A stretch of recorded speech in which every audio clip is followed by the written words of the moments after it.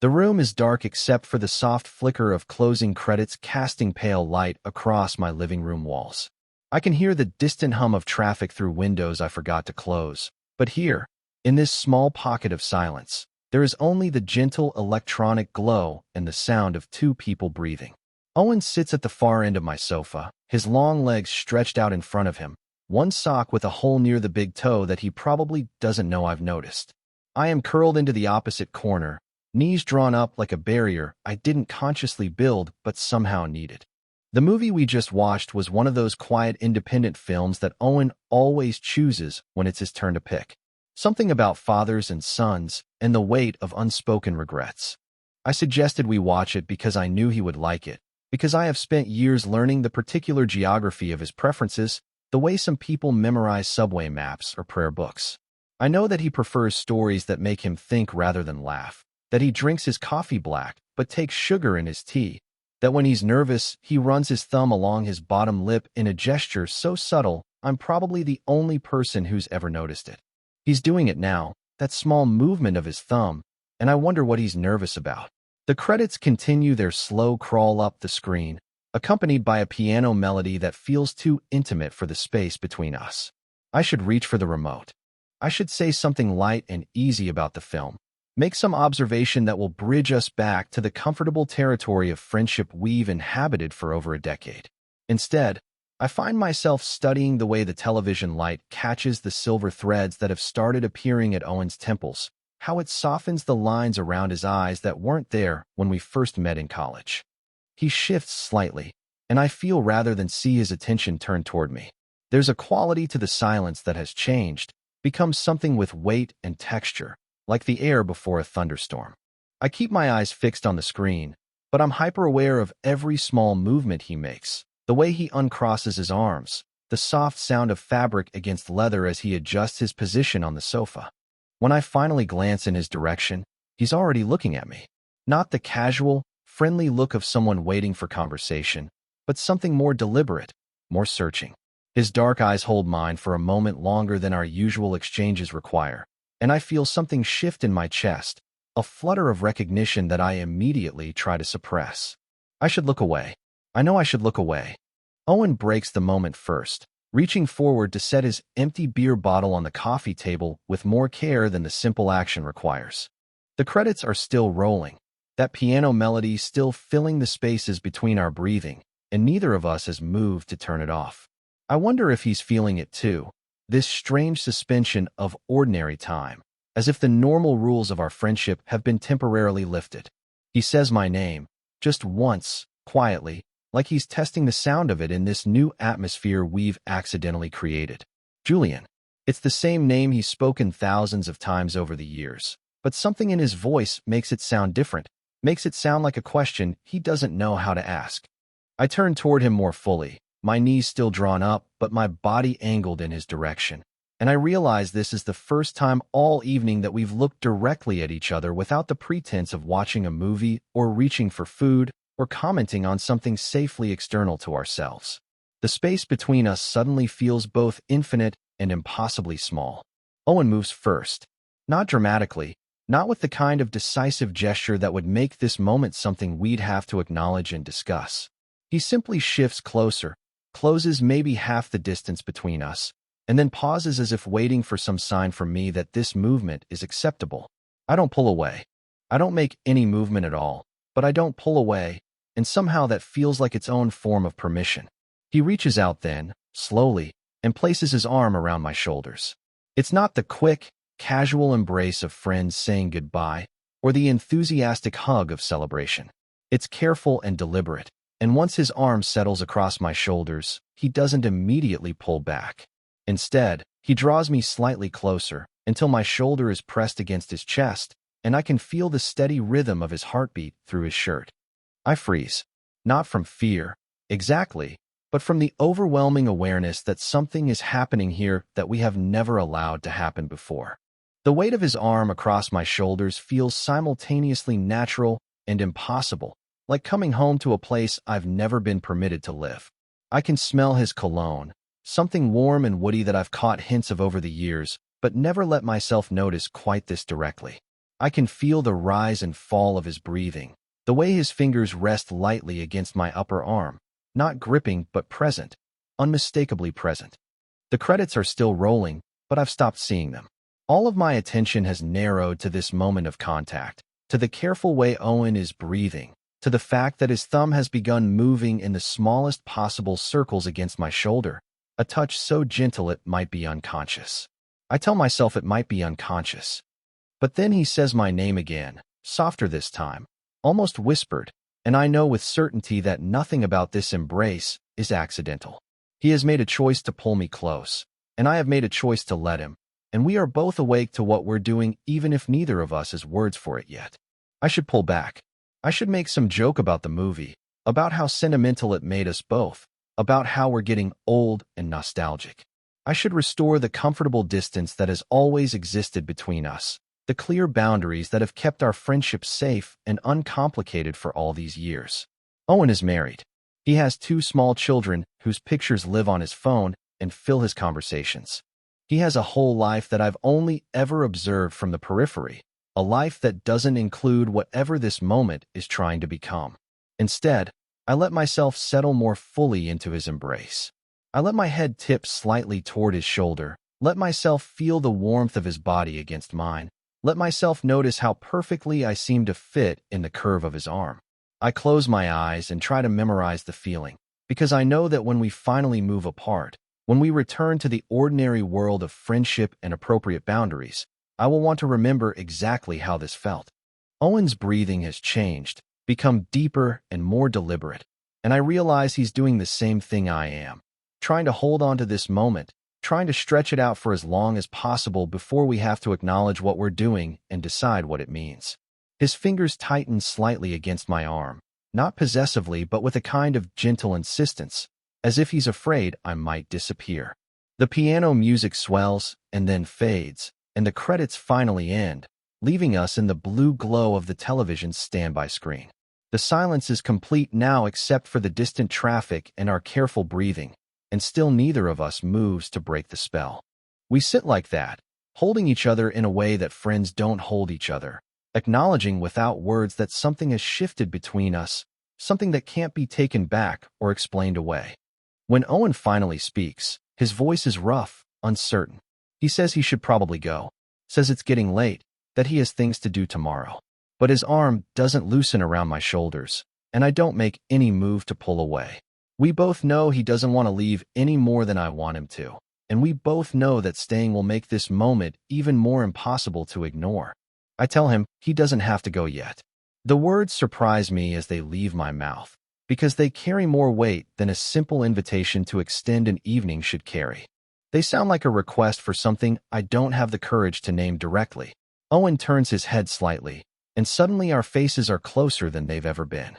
I can see the flecks of gold in his dark eyes, can feel his breath warm against my cheek. For one heartbeat, maybe 2, we're poised on the edge of something that would change everything between us. I can see in his expression that he wants to cross that line, can feel in the tension of his body that he's fighting the same battle I am. But we don't cross it.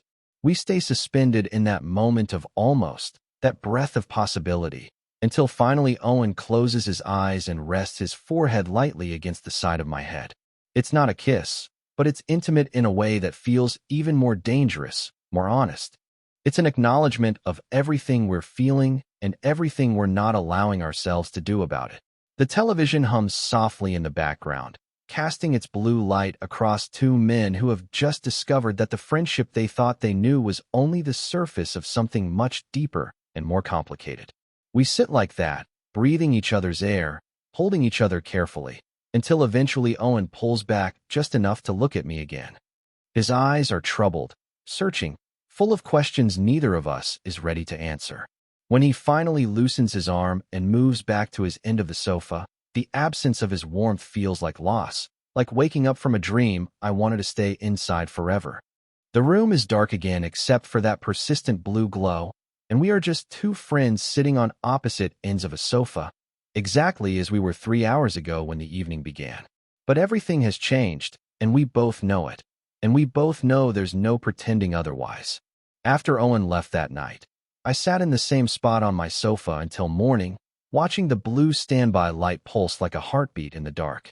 The indentation where his body had been remained visible in the leather cushions, a physical reminder that the embrace hadn't been something I imagined. When dawn finally crept through my blinds, I stood up carefully, as if sudden movement might shatter whatever fragile thing had taken root between us. My apartment has always been designed for solitude. I chose it 3 years ago specifically because it felt like a place where I could disappear completely if I needed to. The walls are painted in muted grays and blues, colors that don't demand attention or invite conversation. The furniture is functional rather than welcoming, each piece selected not for comfort, but for its ability to fade into the background of a life I've kept deliberately small. I have one coffee mug that I use every morning, though the cabinet holds a complete set of 8 that came with the place. The dishwasher runs maybe twice a week, and even then it's never full. In the refrigerator, condiments outnumber actual food, and the freezer contains mostly forgotten leftovers from meals I cooked with too much optimism and ate alone. These are the details of a life constructed around the absence of expectation, around the safety of not needing anyone too much. But Owen has always been the exception to my careful isolation. Even when we were 22 and everything felt possible, there was something about him that made me want to be known. Not completely known, because even then I understood that some truths were too dangerous to speak aloud, but known enough to matter. He was the friend who remembered that I preferred small gatherings to parties, who never made me feel strange for choosing books over bars, who called just to talk about movies we'd both loved or arguments we'd had with professors we both hated. After college, as our lives took their separate shapes, Owen became something like a measuring stick for normalcy. He got married first, to Diane, a woman with kind eyes and an easy laugh who worked as a teacher and wanted children and a house with a garden. I was his best man, stood beside him in an uncomfortable rental tuxedo, and watched him promise forever to someone who could give him the life he was supposed to want. The reception lasted until midnight, and I drove home alone to my empty apartment and told myself I was happy for him because I was supposed to be happy for him. The children came 2 years later, first Emma, and then, 18 months after that, little Michael.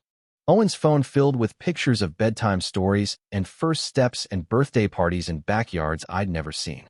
He started calling less frequently, our conversations interrupted by cries for attention or requests for juice boxes. When we did manage to meet for coffee or an occasional dinner, he looked tired in a way that seemed permanent, but he always insisted he was content. Happy even. Living the dream, he would say with a smile that never quite reached his eyes. I learned to recognize the rhythms of his marriage from the outside. The family vacations announced on social media with carefully curated photos of everyone smiling on beaches or at theme parks. The anniversary dinners at restaurants I knew he couldn't really afford but felt obligated to choose because Diane deserved romance. The slow shift in our friendship from spontaneous late-night conversations to scheduled coffee meetings that had to be arranged weeks in advance and could be canceled at a moment's notice if someone got sick or a school event ran long. I told myself I didn't mind the changes. I told myself it was natural, even healthy, that Owen's attention had turned toward his family. But in the quiet hours of my carefully controlled evenings, I found myself wondering what it would feel like to be necessary to someone the way Diane was necessary to Owen, the way the children were necessary to both of them. I wondered what it would be like to have someone call me just to say they were thinking of me, or to know that somewhere in the world there was a person whose day became brighter simply because I was in it. My job in IT support suits this version of myself perfectly. I solve problems for people I rarely meet, fix issues through email exchanges and remote connections that require no real human contact. My colleagues are pleasant enough, but we don't socialize beyond the occasional office birthday cake or mandatory holiday party. I've perfected the art of seeming approachable while remaining essentially unknown, of being helpful without being memorable. Most evenings, I come home to the same routine. I heat up something simple for dinner and eat it while watching whatever streaming service algorithm has decided I might enjoy. I keep the volume low out of habit, though there's no one to disturb. I wash my single plate and fork, check my phone for messages that rarely come, and read until my eyes grow heavy enough for sleep. It's a life that requires very little from me and asks even less in return. But Owen has always disrupted this careful equilibrium. Even during the years when we saw each other infrequently, he remained the person I thought of when something good happened to me, the friend I wanted to call when the world felt particularly overwhelming. He was the exception to my solitude, the one person who made me remember that I was capable of wanting more than just safety and quiet. When he called that rainy evening to suggest we hang out like old times, there was something different in his voice. Not just the usual tiredness that had become his baseline over the past few years, but something deeper. A kind of longing that I recognized because I carried the same ache in my own chest. He said Diane and the children were visiting her parents for the weekend, that he had the house to himself and didn't want to spend it alone. The way he said it made me understand that he wasn't just suggesting we watch a movie together. He was asking for something neither of us had words for yet. I said yes before I fully understood what I was agreeing to. But even as the words left my mouth, I felt something shift inside my chest. The careful architecture of my loneliness suddenly felt less like protection and more like a cage I'd built around myself. For the first time in years, I wanted to see what might happen if I let someone come close enough to matter. The rain started just after 6 that Friday evening, the kind of steady downpour that transforms familiar streets into something softer and more forgiving. I was standing in my kitchen, debating whether to heat up leftover pasta or order something delivered, when my phone rang. Owen's name appeared on the screen, and I felt that familiar flutter of anticipation mixed with caution that his calls always brought. His voice sounded different from the moment I answered, quieter than usual, with an undertone I couldn't immediately identify. He said hello like he was testing the word, like he wasn't entirely sure I would pick up. I asked him how he was doing, the same question I'd asked hundreds of times over the years, but something in the silence that followed made me pay closer attention to his answer. He told me Diane had taken the kids to her parents' house in Albany for the weekend. Her mother was turning 70, and there would be a family celebration, the kind of gathering where children were expected to perform their charm for elderly relatives, and everyone pretended to enjoy casseroles that had been family traditions since the 1950s. His voice carried a weariness that went beyond simple tiredness as he described how he'd begged off, claiming work obligations that weren't entirely fabricated but weren't entirely true either. I could picture him standing in his kitchen, probably still wearing the button-down shirt he'd worn to work, tie loosened but not removed, looking out at the same rain that was streaking my windows. The house would feel different without Diane's voice calling instructions about homework and bedtime routines, without the children's laughter echoing from the living room where they built elaborate cities out of cushions and blankets. The silence in his home would be complete but not peaceful, charged with the weight of everything he couldn't say to the people he lived with every day. He asked if I wanted to hang out like old times. The phrase sounded rehearsed, as if he'd been practicing how to make the invitation sound casual. But there was something underneath the careful lightness in his voice, a vulnerability that made me set down the takeout menu I'd been holding and focus entirely on the conversation. He suggested we order Chinese food and watch something good. Maybe dig up one of those movies we used to love in college when we had more time and fewer responsibilities. I found myself saying yes before I'd fully processed the implications of the evening he was proposing. Something in his tone bypassed my usual caution, the protective instinct that had kept our friendship safely contained within acceptable boundaries for so many years. I told him to come over whenever he wanted, that I'd order the food, that it would be good to see him without having to worry about babysitters or early bedtimes, or any of the logistical complications that usually surrounded our attempts to spend time together. After I hung up, I stood in my kitchen for several minutes, trying to understand why this particular invitation felt different from all the others. We'd spent countless evenings together over the years, watching movies and eating takeout, and talking about everything except the things that mattered most. But something in Owen's voice suggested that tonight might be an exception to our unspoken rules about what we were allowed to discuss and how close we were permitted to get. I found myself cleaning my apartment with unusual care, straightening pillows that didn't need straightening, and wiping down surfaces that were already clean. I told myself I was just being a good host, but I knew there was something more deliberate about my preparations. I was creating a space that felt welcoming in a way my apartment rarely needed to be, arranging the lighting so it would be warm rather than functional, selecting music that would fill the silences without demanding attention. When Owen arrived just after 8, he looked exactly as I'd imagined him in his kitchen an hour earlier. His work shirt was wrinkled from a long day, his hair slightly damp from the rain, and he carried a paper bag from the liquor store that contained 2 bottles of the beer we'd discovered together in college and had been drinking ever since. But there was something in his expression that I'd never seen before, a kind of nervous energy that made him seem younger and more uncertain than the composed father and husband I'd grown accustomed to seeing. He stepped into my apartment and paused, taking in the carefully arranged space as if he were seeing it for the first time. The soft lighting, the music playing quietly from speakers I rarely bothered to use, the way I'd cleared the coffee table of its usual stack of books and magazines to make room for food and conversation. His eyes lingered on these details, and I saw him recognize that I'd prepared for his visit with more attention than our usual casual hangouts required.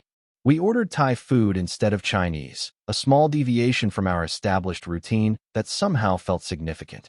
While we waited for delivery, Owen settled onto my sofa with the same careful attention to placement that I'd noticed in myself all evening. He chose the middle rather than claiming one end, an unconscious invitation for me to sit closer than our usual configuration allowed. When I joined him, I was hyper-aware of the reduced distance between us, the way his knee was angled slightly toward mine. The fact that conversation would require us to look directly at each other rather than maintaining the comfortable side-by-side positioning we typically preferred. He brought one of our old favorites from college, a film we'd watched together probably a dozen times during our senior year when we were supposed to be studying for finals, but kept finding excuses to avoid our responsibilities. The choice felt deliberate, a conscious return to a time when our friendship had been simpler and more intense, when we'd stayed up until dawn discussing plot points and character motivations with the passionate intensity that only 22-year-olds could bring to conversations about movies. As the opening credits rolled, I realized that Owen had orchestrated this entire evening with the same careful attention I'd brought to preparing my apartment. The beer from college, the nostalgic film choice, the way he'd positioned himself on the sofa to encourage closeness rather than maintain distance. He'd created the conditions for something to happen between us, though neither of us had acknowledged what that something might be. The food arrived during the first act, and we ate from containers balanced on our knees, making the kind of easy conversation that had always characterized our friendship. But underneath the familiar rhythm of our interaction, I could feel something building, a tension that had nothing to do with the plot unfolding on screen and everything to do with the careful choreography of an evening that was designed to feel spontaneous, but had clearly been planned with meticulous attention to every detail that might bring us closer together than we'd ever allowed ourselves to be. The movie played on, but I found myself watching Owen more than the screen. He'd settled deeper into the sofa as the evening progressed, his usual careful posture gradually giving way to something more relaxed, more present. The beer had loosened something in both of us, not enough to blur our judgment, but sufficient to soften the edges of our typical restraint. When he laughed at a particularly familiar scene, the sound was fuller and more genuine than I'd heard from him in months. During a quiet moment in the film, he began talking about work in a way that surprised me. Not the usual surface-level complaints about difficult clients or unreasonable deadlines, but something deeper and more personal. He described feeling like he was sleepwalking through his days, going through the motions of being successful without actually caring about anything he accomplished. His voice carried a weight I'd never heard before, a kind of exhaustion that went beyond physical tiredness. He told me about sitting in meetings where he contributed nothing meaningful, about driving home each evening with no memory of the journey, about lying in bed next to Diane feeling like a stranger in his own life. The words came slowly at first, then faster, as if he'd been storing them up for months and finally found someone safe enough to receive them. I listened without interrupting, recognizing something in his description that resonated with my own carefully constructed existence. But it was when he started talking about his marriage that I felt the ground shift beneath us. He didn't say anything dramatic or overtly critical of Diane. Instead, he spoke about the gradual erosion of intimacy that he'd initially attributed to the natural evolution of long-term relationships. How conversations had become limited to logistics and scheduling. How physical affection had dwindled to perfunctory kisses and brief embraces that felt more like habit than desire. He said Diane was a good mother and a kind person, but that somewhere along the way they'd stopped being lovers and become business partners in the enterprise of raising children and maintaining a household. His voice was quiet when he admitted that he couldn't remember the last time they'd had a conversation that lasted longer than 10 minutes, or the last time either of them had initiated physical contact that wasn't prompted by routine or obligation. As he spoke, I became increasingly aware of his physical presence beside me. The way his shoulder occasionally brushed against mine when he gestured, the warmth radiating from his body in the small space we shared on the sofa. When he reached for his beer, his fingers grazed my hand briefly, and neither of us pulled away immediately. The contact lasted perhaps 2 seconds longer than necessary, but those extra moments felt charged with meaning neither of us was ready to acknowledge directly. The film continued to play, but it had become background to something more immediate and dangerous. Owen's confession had created an intimacy between us that felt both natural and forbidden. I found myself studying the curve of his mouth as he spoke, the way his eyes reflected the blue light from the television, the small scar near his left temple that I'd never noticed before despite years of friendship. When he asked me about my own life, I felt unprepared for the level of honesty his vulnerability demanded in return. I found myself admitting things I'd never said aloud to anyone. How I'd built my entire existence around the safety of not wanting too much, not expecting too much, not risking enough to be truly disappointed. How I'd convinced myself that my solitude was a choice rather than a defense mechanism, that my careful distance from others was wisdom rather than fear. I told him about the nights when I lay awake wondering what it would feel like to be essential to someone, to have my absence create a void that mattered. About the way I sometimes caught myself rehearsing conversations I would never have with people who would never care enough to listen. About the growing realization that I'd spent so many years protecting myself from potential pain that I'd also protected myself from any possibility of genuine connection. As I spoke, Owen's attention became completely focused on me in a way that felt almost overwhelming. He wasn't just listening politely or waiting for his turn to speak. He was absorbing every word, his dark eyes never leaving my face, his expression growing more serious and more tender as I revealed parts of myself I'd kept hidden even from him. When I paused, uncertain whether I'd said too much, he didn't rush to fill the silence with reassurance or advice. He simply held space for my words, letting them settle between us like something precious that required careful handling. The physical distance between us continued to diminish as the evening progressed. When Owen shifted position, he moved closer rather than further away. When I adjusted the pillows behind my back, I angled myself more directly toward him. These movements felt both unconscious and deliberate, our bodies making choices our minds weren't quite ready to acknowledge.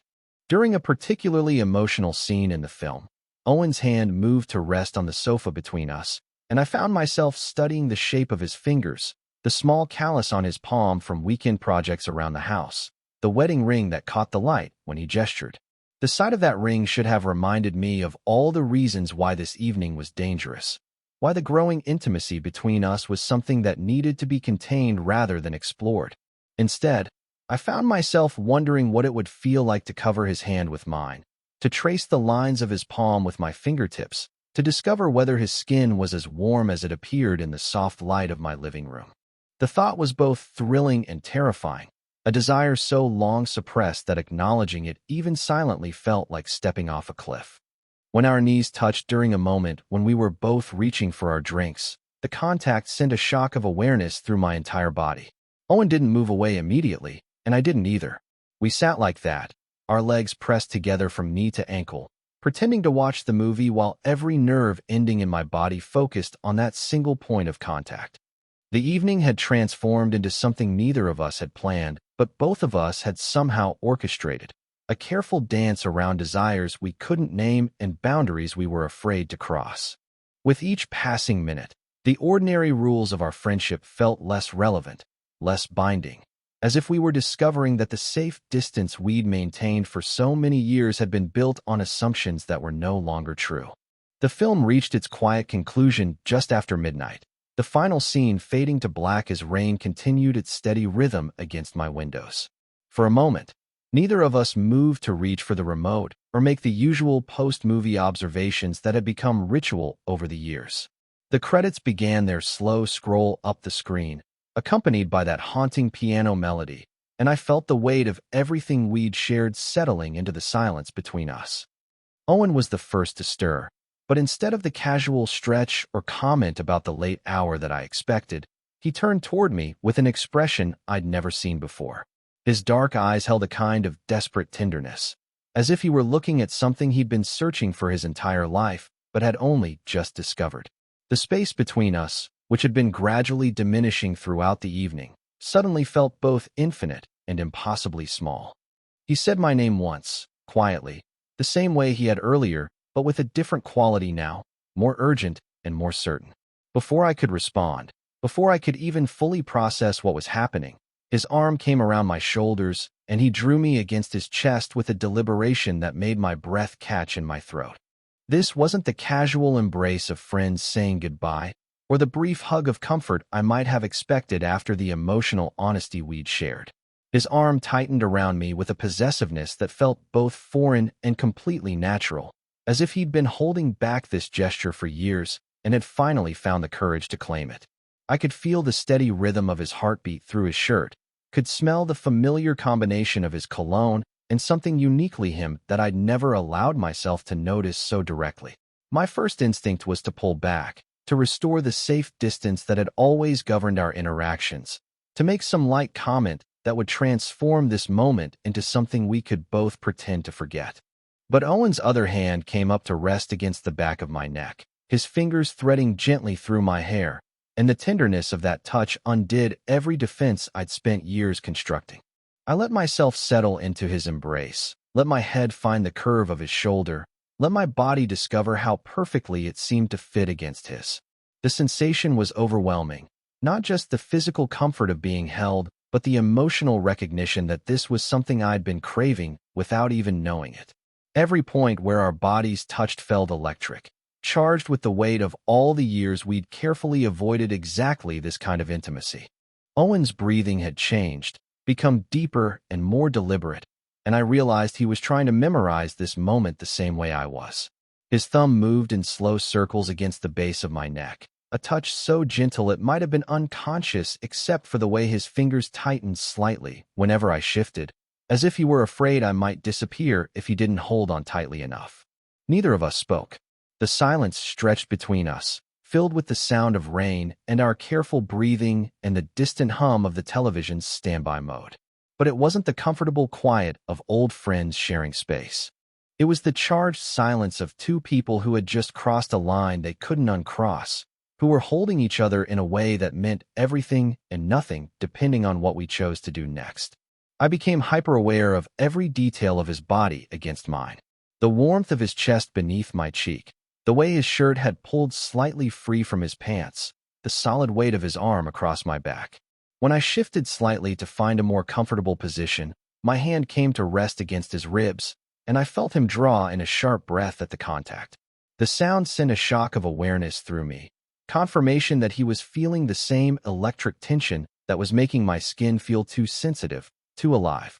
Time seemed suspended as we held each other, neither willing to break the spell by acknowledging what we were doing or discussing what it might mean. The credits continued their slow crawl up the screen, but I was no longer seeing them.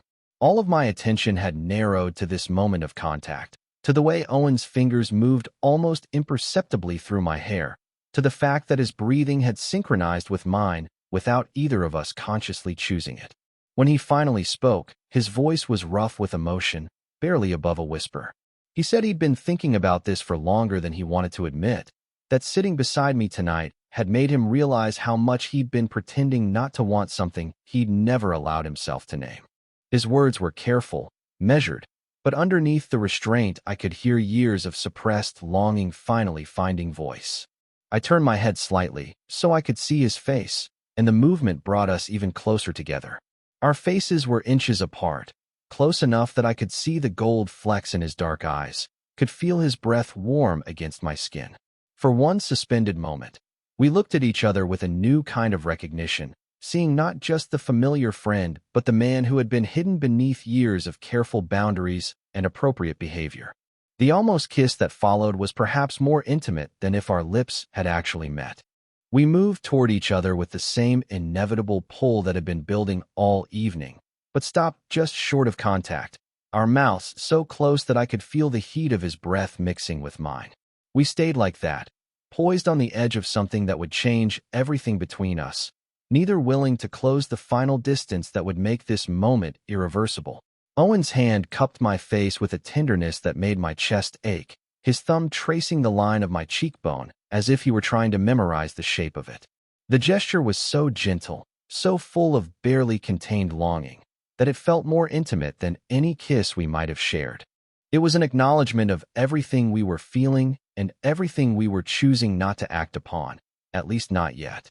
When we finally pulled apart, it was gradual and reluctant, like waking from a dream neither of us wanted to end. The space between us felt different now, charged with the recognition of mutual desire and the knowledge that we had both been carrying the same secret for longer than either of us had been willing to admit. The evening had revealed something that couldn't be hidden again, something that would change the fundamental nature of our friendship regardless of what we chose to do with this new understanding. Owen's eyes held mine for a long moment, full of questions and promises and fears that mirrored my own. The credits had finally ended, leaving us in the blue glow of the television screen, two men who had just discovered that the safe boundaries of their friendship had been an illusion all along. I woke the next morning to sunlight streaming through blinds I'd forgotten to close, and the disorienting awareness that I was still on the sofa, still wearing the clothes from the night before. The leather cushion beside me bore the impression of Owen's body, but he was gone. My phone showed a single text message, sent at 6:17 a.m. while I was still lost in the kind of deep sleep that follows emotional exhaustion. Last night. We should probably not talk about it. I stared at those words for a long time, reading layers of meaning into the careful punctuation, the way he'd chosen, probably, instead of something more definitive. The message felt like both an apology and a request, a recognition that what had happened between us was too significant to ignore, but too dangerous to examine directly. I typed and deleted half a dozen responses before finally setting the phone aside without answering. The apartment felt different in the morning light, as if the intimacy we'd shared had left something invisible but tangible in the air. I found Owen's coffee mug in the sink, rinsed but not washed, and the sight of it made my chest tighten with an emotion I couldn't name. It was such a small domestic detail, but it felt like evidence of something larger, proof that he'd been here and that what had happened between us wasn't something I'd imagined in the strange suspension of a rainy night. I spent the weekend moving through my usual routines with unusual attention, trying to convince myself that nothing fundamental had changed. I cleaned my apartment thoroughly, erasing any physical trace of Owen's presence while being unable to shake the memory of how he'd felt in my arms. I went grocery shopping and cooked meals I didn't really want, read books without absorbing their content, watched movies that failed to hold my attention. Every ordinary activity felt slightly off-kilter, as if I were performing my own life rather than actually living it. By Sunday evening, I nearly convinced myself that Owen was right, that the wisest course of action was to treat Friday night as an aberration, a moment of emotional vulnerability that had led us both to cross lines we should have respected. But then he called, and the sound of his voice undid all the careful rationalization I'd constructed over the previous 48 hours. He asked if I wanted to meet for coffee Tuesday afternoon, somewhere neutral and public where we could talk without the charged intimacy of either of our homes. His tone was carefully casual, but I could hear the same uncertainty that had been plaguing me since I'd read his text message. When I agreed to meet him, the relief in his voice was audible, as if he'd been afraid I might refuse to see him at all. The cafe he chose was one we'd been to dozens of times over the years, a place with mismatched furniture and locally roasted coffee that served as neutral territory for the kind of conversations that required careful navigation. I arrived first and claimed a corner table where we could speak quietly without being overheard, though I wasn't entirely sure what we would find to say to each other. Owen looked tired when he walked in, the kind of bone-deep exhaustion that suggested he'd spent the weekend grappling with the same sleepless analysis that had consumed my own thoughts. His usual confident posture had given way to something more tentative, and when he sat down across from me, he kept his hands wrapped around his coffee cup as if he needed something to anchor him to the present moment. We talked around the subject for nearly an hour, discussing work and weather and anything except the reason we were really there. But gradually, inevitably, the conversation turned toward what had happened between us. Owen spoke carefully, choosing each word with the precision of someone trying to navigate a minefield without setting off explosions that would destroy everything in their path. He told me he'd been questioning things about himself for longer than he'd been willing to admit. Not just his marriage, though that was part of it, but fundamental assumptions about who he was and what he wanted from life. He said that sitting beside me Friday night had felt like coming home to a place he'd never allowed himself to acknowledge existed, and that the honesty we'd shared had made him realize how long he'd been lying to himself about what would make him truly happy. But he also talked about his children, about the way Emma had climbed into his lap Sunday morning and asked when Uncle Julian was coming to visit again, about how Michael had built a tower of blocks and insisted it was tall enough for me to see from my apartment across town. His voice carried genuine anguish when he described the weight of their innocent expectations, the knowledge that any choice he made about his own happiness would inevitably affect two small people who had never asked to be caught in the complicated geography of adult desire. When he asked me directly what I thought we should do, I found myself without easy answers. Part of me wanted to tell him to leave Diane, to choose the possibility of something real between us over the safety of a marriage that was slowly suffocating both partners. But another part of me understood that such advice would be selfish, that I was hardly qualified to counsel someone else about the courage required to live authentically when I'd spent my entire adult life in careful emotional hiding. Instead, I told him the truth as I understood it. That Friday night had changed something fundamental between us, something that couldn't be unchanged regardless of what we decided to do about it. That I'd been carrying feelings for him longer than I'd been willing to acknowledge, and that discovering those feelings were mutual had been both the most wonderful and most terrifying revelation of my life. That I didn't want to be responsible for destroying his family, but that I also couldn't pretend anymore that what existed between us was merely friendship. Owen listened without interrupting, his dark eyes never leaving my face, and when I finished speaking, the silence that fell between us was different from the comfortable quiet we'd always shared. It was the silence of two people standing at a crossroads, both aware that any step forward would be irreversible, both terrified of making the wrong choice. Finally, he reached across the small table and covered my hand with his, a gesture that felt both natural and impossibly brave in the public space of the cafe. His touch was warm and solid, a physical anchor in the midst of emotional chaos. And for a moment, I allowed myself to imagine what it might feel like if such contact were something we could claim openly rather than steal in careful moments when no one else was watching. When he spoke again, his voice was quiet but steady. He said he didn't know what the right answer was, but that he couldn't go back to pretending he didn't feel what he felt. That the embrace we'd shared had shown him a version of himself he'd never been brave enough to explore, and that the thought of spending the rest of his life wondering what might have been felt like its own kind of death. He squeezed my hand gently and told me he needed time to figure out what courage looked like in his particular circumstances, but that he wanted me to know I mattered to him in ways that went far beyond friendship.